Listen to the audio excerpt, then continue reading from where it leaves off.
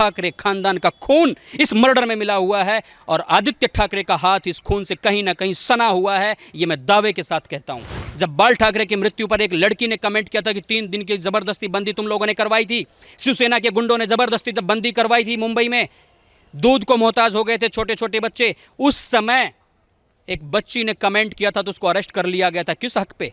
क्या यही अभिव्यक्ति की आजादी है? कितना गिरोगे उद्धव ठाकरे? तुमने बाल ठाकरे के खून को कलंकित कर दिया है। मुझे तो यह शक है कि तुम बाल ठाकरे के अंश हो ही नहीं, तुम बाल ठाकरे का खून हो ही नहीं।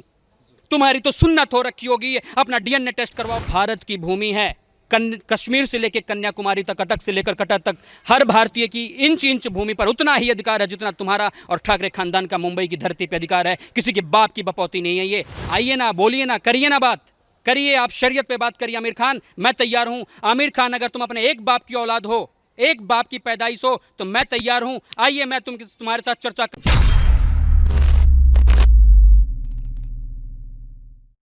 कंगना रनौत की जो राष्ट्रवादी नीति है, राष्ट्र के प्रति उनका जो प्रेम है, उसके लिए जो वो अपने कमेंट्स देती रहती हैं, उनसे चिढ़ है उनसे, क्योंकि इनकी जो दोगली नीति है, तुष्टीकरण की नीति है, जो मुसलमानों को, इस्लामिक लोगों को खुश करने की जो नीति है, इनको ये लगता है कि हमारे आका यही हमारे वोट के आका हैं और ये इनके दुआओं पे हम पलते हैं, इनकी दुआओं से ही हमें कुर्सी मिलती है, तो उनको खुश करने के लिए किसी भी हद तक जा सकते हैं। और रही बात संजय राउत की, जिस तरीके से कहते हैं कि हरामखोर, उनको अपनी भाषा की मर्यादा का भान नहीं है। किस तरीके से कह सकते हैं कि आप सामना पत्रिका के संपादक हैं? एक संपादक की क्या यही भाषा होती है? सामना का मुखपत्र पे जो संपादकीय आता है, उसके आप संपादक कहते हैं अपने आप को। आपको शर्म नहीं आती है कि एक पत्रिका के संपादक होते हुए आप ऐसी भाषा का प्रयोग करते हैं? हरामखोर, आपको शर्म आनी चाहिए कि आपकी 2 बेटियां हैं, क्या वो भी हरामखोर हैं? आपको तब नहीं लगा? वो भी किसी की बेटी है, वो भी किसी माँ बाप की संतान है। आप ऐसे कैसे किसी के लिए ऐसी अभद्र भाषा का प्रयोग कर सकते हैं? और रही बात, आप जो धमकी देते हैं कि मुंबई में घुस मत जाना, तो क्या मुंबई क्या आपके बाप की है? मुंबई क्या राउत खानदान की है? मुंबई क्या ठाकरे खानदान की है या बाल ठाकरे की है? मुंबई और महाराष्ट्र किसी के बाप की बपौती नहीं है कि तुम आने से रोक लोगे, घुसने से टांग तोड़ दोगे। और जिस तरीके से नसरुद्दीन शाह कह रहे थे कि कंगना रनौत तो गंवार है, गंवार आपको लगती है वो, क्योंकि आपकी तहजीब ऐसी है, आपकी मदर से छाप तालीम ऐसी है, इसलिए आपको गंवार लगती है। संजय राउत को सोचना चाहिए और मुंबई के प्रशासन को सोचना चाहिए, महाराष्ट्र के प्रशासन को सोचना चाहिए कि आमिर खान जैसे घटिया लोगों को, आमिर खान जैसे घटिया लोग और नसरुद्दीन शाह जैसे घटिया लोग जो देश के खिलाफ बोलते हैं, ये कहते हैं मुझे भारत में रहते हुए डर लगता है, हमारी फैमिली डरती है, ऐसे लोगों को कहना चाहिए ना कि निकल जाओ यहाँ से, छोड़ के निकल जाओ इस देश को, क्यों रहते हो यहाँ पे? आमिर खान जैसे लोग जो ये कहते हैं कि हमें भारत में रहते हुए डर लगता है, मेरी पत्नी डरती है, मेरे बच्चे डरते हैं, वही आमिर खान जब इजराइल के प्रधानमंत्री भारत आते हैं, सारा बॉलीवुड इकट्ठा होता है, तब तुम अपनी जिहादी मानसिकता के कारण तुम वहाँ पे उपस्थित नहीं होते हो, उनसे मुलाकात करने वाली टीम में आप हाजिर नहीं होते हो। और वहीं जो भारत विरोधी ताकतें हैं, जिन्होंने 370 हटने पर, एनआरसी लाने पर, सीएए लाने पर जिन्होंने भारत का विरोध किया, टर्की वालों ने, उन टर्की के राष्ट्रपति की पत्नी के साथ आप जाकर के हाथ जोड़ करके, पैर जोड़ करके आप विनती करते हैं कि मुझे मिलने का समय दे दीजिए।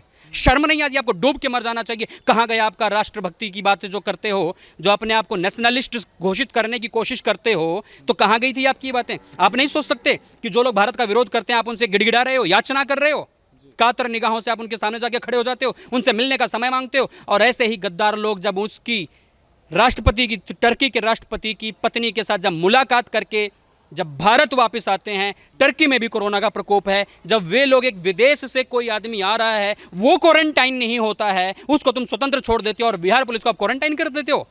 क्या यही आपकी नीति है? कितना गिरोगे ठाकरे, कितना गिरोगे उद्धव ठाकरे? तुमने बाल ठाकरे के खून को कलंकित कर दिया है। मुझे तो ये शक है कि तुम बाल ठाकरे के अंश हो ही नहीं, तुम बाल ठाकरे का खून हो ही नहीं।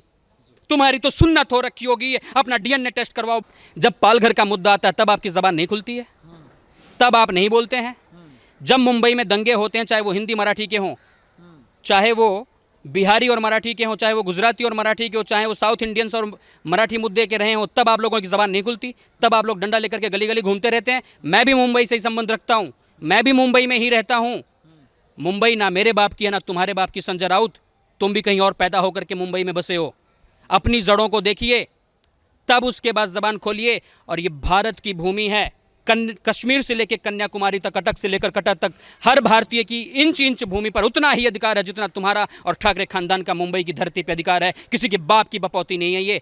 जब बाल ठाकरे की मृत्यु हुई थी, मैं तुमको आईना दिखाता हूं संजय राउत, जब बाल ठाकरे की मृत्यु हुई थी तब तुम लोग हर संस्थाओं में जबरदस्ती घुस घुस के गए थे बाल ठाकरे का पोस्टर लगवाने के लिए, जबरदस्ती पोस्टर लगवाने के लिए। जब बाल ठाकरे की मृत्यु पर एक लड़की ने कमेंट किया था कि 3 दिन की जबरदस्ती बंदी तुम लोगों ने करवाई थी, शिवसेना के गुंडों ने जबरदस्ती जब बंदी करवाई थी मुंबई में, दूध को मोहताज हो गए थे छोटे छोटे बच्चे, उस समय एक बच्ची ने कमेंट किया था तो उसको अरेस्ट कर लिया गया था। किस हक पे? क्या यही अभिव्यक्ति की आज़ादी है? सुशांत के मर्डर के लिए स्टन गन का प्रयोग हुआ है, उसके गले पे जो पट्टे का निशान आया है, वैसे मर्डर का कोई सुसाइड का कोई केस ही नहीं बनता है। रात में किसी भी प्रकार का कानूनन किसी भी प्रकार का कोई पोस्टमार्टम नहीं होना चाहिए। आपने रात को पोस्टमार्टम किया, उसके नज़दीक जो हॉस्पिटल थे उनको छोड़ करके आप कोपर हॉस्पिटल में ले जाते हैं। एक एम्बुलेंस की जगह आप 2-2 एम्बुलेंस लेके जाते हैं। उसके परिवार वालों को आने नहीं देते ढंग से, आनन फानन में सब कुछ कर डालते हैं। ना तो आप एफआईआर दर्ज करते हैं उस पर, ना कोई जांच बैठाते हैं। तो क्यों ना कंगना रनौत कहे कि मुझे मुंबई पुलिस से डर लगता है। मुंबई पुलिस ने सुशांत के केस में जांच का सिर्फ नाटक किया है। मुंबई पुलिस ने सबूत मिटाए हैं, सबूत, साक्ष्यों को नष्ट किया है और कोई काम नहीं किया है। जब तुम्हारी निष्ठा, मुंबई पुलिस की निष्ठा, मुंबई पुलिस कमिश्नर की निष्ठा रिया चक्रवर्ती के साथ, एक कातिल के साथ, एक हत्यारिन के साथ जुड़ जाती है, उसको तुम पुलिस एक ट्वीट पे अगर तुम उसको सुरक्षा मुहैया कराते हो, रिया चक्रवर्ती के एक ट्वीट पे तुम पुलिस भेज देते हो, वहीं तुम्हें सुशांत के केस में कुछ समझ में नहीं आता। सुशांत के केस में तुम्हारे दिमाग में ये बातें नहीं आई कि ये दूसरा एंगल हो सकता है, या तुम नज़दीक के हॉस्पिटल को छोड़ के दूर के हॉस्पिटल में जाते हो। शर्म नहीं आती तुम्हें? झूठ बोलते हुए, बातों को छुपाते हुए, तथ्यों को नष्ट करते हुए, और तुम सीबीआई की जांच को नकारते हो। सुप्रीम कोर्ट ने जब ये कह दिया कि भाई सीबीआई जांच होनी चाहिए, सीबीआई जांच होगी, उसके बाद क्यों बिल बिला रहे हो तुम? क्योंकि ठाकरे खानदान का खून इस मर्डर में मिला हुआ है और आदित्य ठाकरे का हाथ इस खून से कहीं ना कहीं सना हुआ है। ये मैं दावे के साथ कहता हूं। जितनी भी बुराइयां दिखती हैं इनको, जितनी भी बुराइयां ये दिखाते हैं, जितने भी ये आडंबर वाली बातें दिखाते हैं, वो सब गैर मुस्लिम लोगों के हैं। इनको इस्लाम में कोई ऐसी बात नजर ही नहीं आती है। इनको इस्लाम में हलाला दिखाई नहीं देता है, इसमें बुर्का दिखाई नहीं देता है कि बुर्का पहन के आतंकवादी आते हैं, बुर्का पहन के पुरुष वोट डालने जाते हैं, वो चीज़ें नहीं दिखाई देती। इनको हलाला नहीं दिखाई देता, इनको मुताही नहीं दिखाई देता, इनको 3 तलाक नहीं दिखाई देता, इनको ये चीज़ें नहीं दिखाई दी जाती। और इसमें जिसमें औरतों के ऊपर इतने जुल्म किए जाते हैं, इतने अत्याचार किए जाते हैं, वो बातें ये सत्य में हो जाते हैं नहीं दिखा सकते। पर ये दिखा सकते हैं कि शिवलिंग पे दूध चढ़ाना ये गलत है। ये दिखाते हैं कि जो भी हिंदुओं के रीति रिवाज हैं उसके खिलाफ ये आवाज़ उठाते हैं। तब कहाँ जाती है तुम्हारी धर्मनिरपेक्षता? तब कहाँ जाता है तुम्हारे अंदर छिपा हुआ कलाकार? आइए ना, बोलिए ना, करिए ना बात, करिए, आप शरीयत पे बात करिए। आमिर खान, मैं तैयार हूँ। आमिर खान, अगर तुम अपने एक बाप की औलाद हो, एक बाप की पैदाइश हो, तो मैं तैयार हूं। आइए, मैं तुम्हारे साथ चर्चा करता हूं कुरान पे, मैं तुम्हारे साथ डिबेट करता हूं हदीस पे, मैं तुम्हारे साथ डिबेट करता हूं इस्लाम की किसी भी पद्धति को लेकर के। और तुम, इस्लाम तुम्हारे लिए चैलेंज है। तुम तो क्या, तुम्हारे जितने भी मौलाना पूरी दुनिया के, इस्लाम को तुम धर्म साबित कर दो, मैं इस्लाम स्वीकार करने को तैयार हूं। मगर से सवाल ये भी उठता है, कंगना रनौत ने कहा मुझे डर लगता है कि जिस तरीके की अभी स्थिति है, उन्होंने पीओके से कंपेयर किया महाराष्ट्र को। मगर ये भी कहना है सर कि संजय राउत को तब परेशानी नहीं होती जब गेट ऑफ इंडिया पे फ्री कश्मीर के पोस्टर लगाए जाते हैं, एक लड़की लेके खड़ी होती है तो उनका वो सफाई दे रहे होते हैं। मगर कंगना रनौत जब अपनी बातें रखती हैं तो इनको वो हरामखोर लड़की लग जाती है। इनके एक मंत्री कहते हैं कि आए हम टांग तोड़ देंगे उनके, और वहाँ परेशानी नहीं होती। जैसा कि मैं आपको पहले ही कह चुका हूं कि हरामखोर का जो प्रयोग किया इन्होंने कंगना रनौत के लिए नहीं, उन्होंने अपना बताया कि हम हरामखोर हैं। हरामखोर हैं यानी ये दोगली नीतियां इनकी, और ये दोगले खानदान से हैं, इसीलिए इनकी दोगली भाषा और दोगली नीतियां हैं। जब मुंबई में रहते हुए भारत की राजधानी दिल्ली है, इसी प्रकार से भारत की आर्थिक राजधानी कही जाती है मुंबई। मुंबई का सबसे मुख्य स्थल माना जाता है गेटवे ऑफ इंडिया।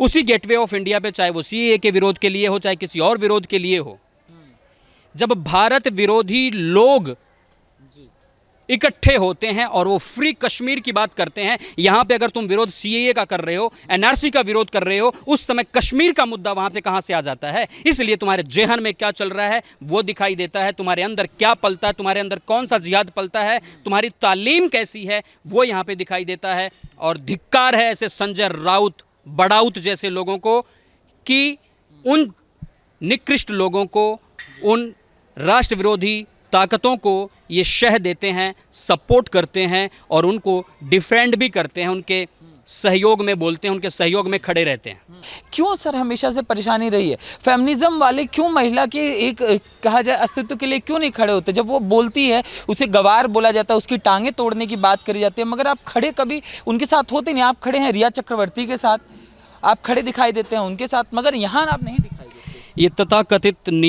नीतियाँ हैं इन लोगों की, और ये सेलेक्टिव नीतियां हैं कि इनको किसके लिए बोलना है, कब बोलना है। क्योंकि ये जो बॉलीवुड का क्षेत्र है, इनको कभी भी किसी कार्यक्रम में अगर आप बुलाएंगे तो बिना पैसे के चलते नहीं हैं। तो इनको जहाँ से रोटी का टुकड़ा मिलता है, ये कुत्ते वहीं भौंकते हैं और वहीं दुम हिलाते हैं। यही हालात इन सब लोगों के हैं, चाहे वो सोनम कपूर रही हो, चाहे वो स्वरा भास्कर हो। नारी शब्द का या मानवाधिकार का या फिर अभिव्यक्ति की आज़ादी का ये शब्द सिर्फ और सिर्फ भावनाओं के साथ खिलवाड़ करने के लिए होते हैं। ये सिर्फ सिलेक्टेड लोगों के साथ होते हैं, सच्चाई के साथ कभी नहीं होते हैं। ये जैसे कि तख्ती गैंग, करीना खान कपूर जो कि खुद लव जिहाद का शिकार होकर के अपना धर्म परिवर्तन कर चुकी हैं। बाद में उन्होंने, अगर आपका प्यार ही था, ये समर्पण ही था दोनों एक दूसरे का, उसमें धर्म परिवर्तन कहाँ से आता है? तो ये सीधी सीधी बात है कि लव जिहाद का मैटर है। और ऐसे ही करीना खान कपूर या फिर सोनम कपूर या स्वरा भास्कर या जो भी तख्ती गैंग में आते हैं या अवार्ड वापसी गैंग के लोग हैं, वो सब अब कभी नहीं दिखाई देते, कहीं नहीं दिखाई देते। क्या उनको लगता है कि ये कंगना रनौत क्या नारी नहीं है, क्या महिला नहीं है, क्या उसके अधिकार नहीं है, क्या उसकी अभिव्यक्ति की आज़ादी नहीं है? पर उसके साथ खड़े नहीं दिखाई देंगे। ये जो हत्यारा है, हत्यारिन है, जो कातिल है, उसके साथ खड़े हुए हैं, क्योंकि इनकी रोटी का सवाल है, इनकी रोटी वहाँ से जुड़ी हुई है।